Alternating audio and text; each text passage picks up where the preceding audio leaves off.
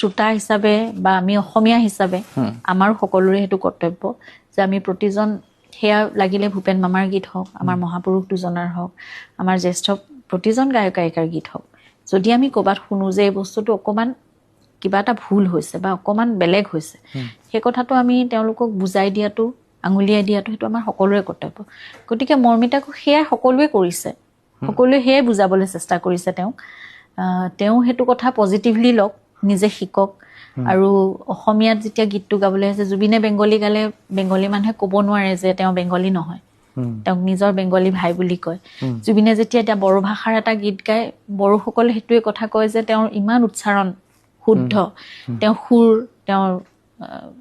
feelings তেওঁ যেনেকৈ গীতটো পৰিৱেশন কৰে প্ৰতিটো বস্তু ইমান নিখুঁতভাৱে কৰে গতিকে সেইটো মৰ্মিতাৰ দৰে প্ৰতিগৰাকী শিল্পীৰ সেইটো দায়িত্ব যে জুবিনৰ গীত এটি যেতিয়া পৰিৱেশন কৰিব কিয় জুবিনে সেইটো ধৰণে উচ্চাৰণ কৰিছে জুবিনৰ উচ্চাৰণ ইমান নিখুঁত সেইবোৰ বস্তু সকলোৱে চাব লাগিব প্ৰক্ষেপণ আৰু সেই ভাৱটো সেইখিনি সময়ত কোনখিনি সময়ত অলপ ছফ্টকৈ কৈছে কোনখিনি সময়ত শব্দটো অকণমান কঠিন হৈছে বা তেওঁ কেনেদৰে প্ৰতিটো বৰ্ণ কেনেকৈ উচ্চাৰণ কৰিছে প্ৰক্ষেপণ কৰিছে সেই কথাবোৰত চালি জাৰি সেই গভীৰতালৈ গৈ সেই বস্তুবোৰ চাব লাগিব